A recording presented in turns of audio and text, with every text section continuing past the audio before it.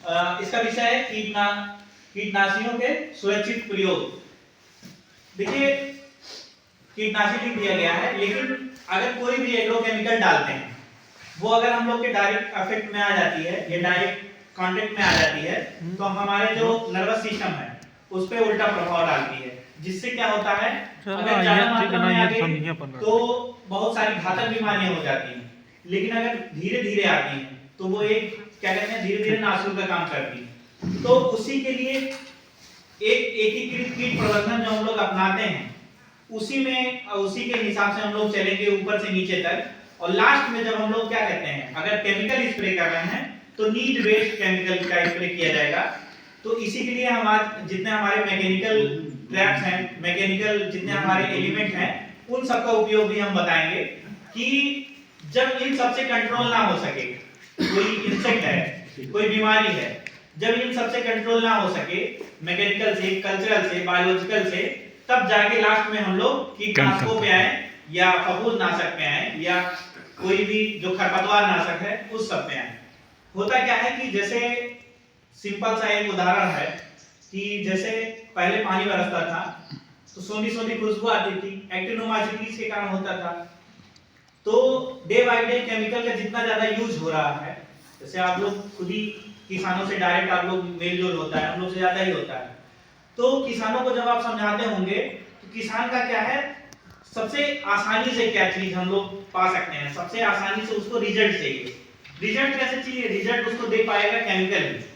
अगर वो मैकेनिकल चीज यूज करता है या बायोलॉजिकल यूज करता है, ट्राइकोडर्मा यूज करता है, विवेरिया यूज करता है, तो आप लोग जानते हैं कि वो स्लो रिलीज करता है, उसका असर धीरे धीरे होता है। लेकिन जब वो धीरे धीरे असर करेगा तो उसका असर भी बहुत व्यापक होता है, वो टोटल कंट्रोल करता है। ये चीज उन लोग को बताने की जरूरत है। लेकिन क्या है थोड़ा सा जानकारी का अभाव है। तो किसान भाई का सबसे पहला टारगेट क्या होता है? केमिकल छिड़कना ही उसका टारगेट होता है, क्योंकि वो 2-4 दिन में ही अपना रिजल्ट दिखाना शुरू कर देता है। लेकिन होता क्या है कि जब भी किसान भाई कोई भी केमिकल अगर डालते हैं, आप लोग जानते होंगे कि केमिकल का भी अलग अलग लेवल होता है, 4 लेवल के केमिकल आते हैं। जनरली रिकमेंड किया जाता है कि ग्रीन लेवल इंसेक्टिसाइड, फंगिसाइड या हर्बिसाइड यूज किया जाए। लेकिन किसान अगर नहीं जान रहा है, वो ब्लू लेवल और रेड लेवल यूज कर रहा है, तो उसका रेजिडुअल इफेक्ट जानते हैं हम लोग 30 से 35 दिन तक हो सकता है। तो अगर मान लीजिए ये वो पत्ता गोभी सबसे मुख्य कीट है डायमंड बैग, वो क्या है मोनोफाइलस है, लेकिन क्या करता है सबसे ज्यादा इफेक्ट इसी में डालता है। उसका सिम्टम क्या है? वो स्केलेटन बना देता है, यानी कंकाल बना देता है। कंकाल बना देने से क्या होगा? देखिए अगर हम लोग मैनेजमेंट क्यों करेंगे, जैसे हम लोग का बैगन है, भिंडी है या कोई भी फल फ्रूट है, अगर वो एक्सटर्नल डैमेज हो जाएगा कहीं से भी, किसान भाई जब मंडी ले जाएंगे तो अगर उसमें कहीं सा भी हल्का सा दाग हुआ तो वो उसकी रीसेल वैल्यू यानी वैल्यू ही खत्म हो जाती है। तो इन्हीं सब के बचने के लिए हम लोग मैनेजमेंट यूज करते हैं। तो सबसे ज्यादा ये जानिए कि जैसे brinjal shoot and fruit borer न्यूजीलैंड आर्गोनेलिस है, वो क्या करता है अगर मान लीजिए शुरुआती इंफेक्शन हुआ तो उसमें छेद कर देता है, जानते हैं हम लोग। दूसरा छेद करता है, एक दूसरा, क्योंकि सूट एंड फ्रूट बोरर दोनों कहते हैं, तो सूट पे भी इफेक्ट डालता है। सूट पे क्या इफेक्ट डालेगा? उसके इंटर नोड को खाता हुआ चला जाएगा, बाहर नहीं दिखेगा, अंदर ही अंदर रहेगा। जैसे red rot of sugar cane बाहर से आप लोग को नहीं दिखता है, लेकिन जब गन्ना फाड़ेंगे तब उसकी लाइन दिखेगी। लेकिन होता क्या है कि अगर आप लोग जान रहे हैं, आप लोग टेक्निकल हैं, आप लोग देख के बता देंगे कि जब ऊपर से धारियां पीली पड़ने लगेंगी तब कोई ना कोई बीमारी आएगी। तो 2 ही 3, एक फाइलेटी करके है डिजीज, वो आती है, एक रेड रॉट शुगर केन। लेकिन जो मेजर डिजीज है वो ज्यादा आने की संभावना रहती है। दूसरा चीज क्या है उसी में है अर्ली शूट बोरर और लेट शूट बोरर है। तो जो ये क्या है अर्ली शुरुआत में ही इफेक्ट डालता है। तो इन सब चीजों का एकीकृत कीट प्रबंधन के लिए ये सिस्टम जरूरी है। और दूसरी चीज क्या है कि जो हमारा आज का मेन ट्रेनिंग का उद्देश्य ये है कि अगर कोई किसान भाई केमिकल स्प्रे कर रहा है तो वो किस हिसाब से स्प्रे कर रहा है, कैसे स्प्रे कर रहा है, उसको हम लोग को बताना है। कि जब आप लोग केमिकल स्प्रे करें, जैसे हमारे पास आज आईपीएम किट है, यानी जो भी किसान भाई अगर स्प्रे करेंगे तो वो क्या क्या चीज यूज करेंगे जिससे सुरक्षित छिड़काव हो सके या छिड़का जा सके। एक एंटीडोट है, एंटीडोट लिख लीजिएगा आप लोग। अगर कोई भी इंसेक्टिसाइड असर करता है डायरेक्ट, या बहुत सारे गांव में आप लोग केसेस देखते होंगे, कुछ विवाद हो जाता है, आपसी कलह हो जाती है, तो डायरेक्ट क्या करते हैं, जो इंसेक्टिसाइड या चूहा मारने दवा कुछ भी होता है, कॉकरोच मारने दवा लोग पी लेते हैं। थोड़ा पीछे। तो उसके लिए एट्रोपिन सल्फेट जो होती है वो काम आती है। तो और बाकी जो डॉक्टर्स होते हैं उनके पास तो और भी चीजें हैं, लेकिन अगर इमीडिएटली एट्रोपिन सल्फेट दिया जाए तो काफी बचा जा सकता है उससे। तो हम आईपीएम की पहले दिखाना चाहेंगे, या पहले इसमें आईपीएम के बारे में ही चर्चा करेंगे।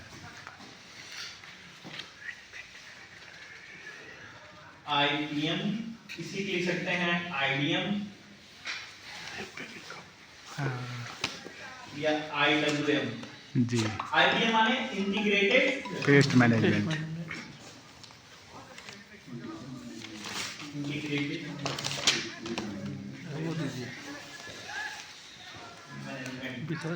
दूसरे क्या आईडीएम क्या है भैया? Integrated disease management. Disease management.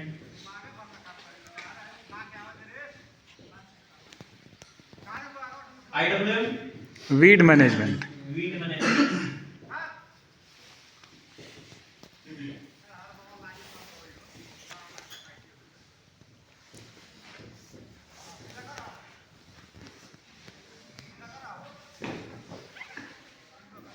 जब पीएचडी हुई थी, जब पीएचडी हमारी कंप्लीट हुई तो 6-7 महीने हम प्राइवेट कॉलेज पढ़ाए थे। उसके बाद आप 2 साल बाद ये पकड़ रहे हैं, इसीलिए बड़ा अटपटा लग रहा है।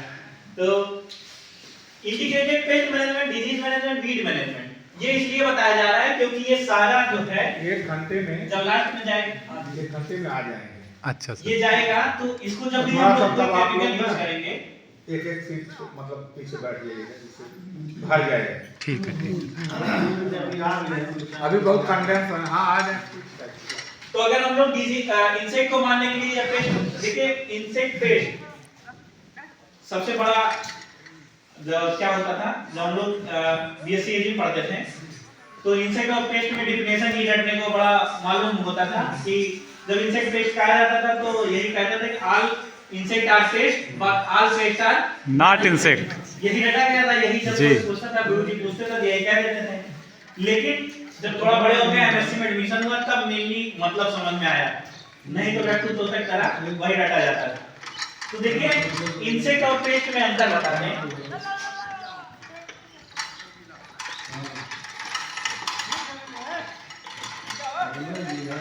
आप लोग भी एग्रीकल्चर में, हम भी, आप लोग जानते होंगे, लेकिन एक रिवाइज किया जा रहा है। देखिए इंसेक्ट क्या है, insect are tracheate arthropod. Body is divided into, जो रटा रखा था, body is divided into 3 part, head, thorax, abdomen, which possess तो 1 पेयर ऑफ विंग और 3 पेयर ऑफ लेग्स। इतना चीज था। लेकिन पेस्ट क्या हो गया, ये क्या था, हेड, थॉरैक्स और एब्डोमेन, इस पे एक जोड़ी पंख आ गया और 3 जोड़ी पैर, एक 1 पेयर ऑफ एंटीनी। ये हो गया इंसेक्ट। और पेस्ट क्या है, पेस्ट इज एनी ऑर्गेनिज्म, यानी वो कोई भी जीव हो सकता है, which can cause deleterious effect on crop, यानी अगर हमारी फसल पे उल्टा प्रभाव डाल रहा है, फसल को नुकसान कर रहा है, तो वो पेस्ट हो जाएगा। आइदर ह्यूमन बीइंग हो जाएगा, आइदर एनी एनिमल हो जाएगा, या आइदर एनी क्रिएचर हो जाएगा, तो वो सब पेस्ट की कैटेगरी में चला जाएगा। जैसे इस समय छुट्टा बैल है, गाय है, तो वो सब क्या होगा, वो पेस्ट हो जाएगा। या हम ही लोग मान लीजिए आके उखाड़ दिए, तो हम लोग भी पेस्ट की कैटेगरी में ही चले जाएंगे। तो ये सिंपल सा डिफिनेशन था, लेकिन हम क्या बताएं, हमें खुद भी ये एमएससी में समझ में आया, क्योंकि बीएससी में क्या होता है, सारे सब्जेक्ट पढ़ने रहते हैं।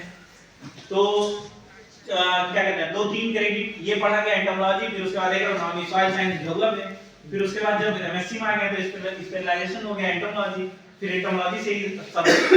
एंटोमोलॉजी में क्या था, तब दिमाग पे जोर डाल के पहले समझना पड़ता था, एंटोमोलॉजी में रटने वाला सिस्टम नहीं था। तो ये हमें भी वही समझ में आया जब एमएससी पहुंचे। तो इंसेक्ट पेस्ट के अंतर ये हो गया। डिजीज का जानना है कि कोई भी ऑर्गेनिज्म है जो सिम्टम काज करेगा वो डिजीज होगा। वीड क्या है, अनवांटेड थिंग, जो लाइन से बाहर रहे वो वीड हो जाएगा। यानी अगर कोई लाइन है, लाइन से बाहर अगर सेम ही चीज उग गया तो वो एज ए वीड ट्रीट किया जाएगा। Unwanted plant। लाइन से लगी है, लाइन के बीच में गेहूं अगर आ गया तो वो भी एज ए वीड ही माना जाता है, यानी लाइन से हट के जो उग जाए वो वीड हो गया। Unwanted plant। Unwanted plant. Unwanted plant, बिल्कुल सही। अगर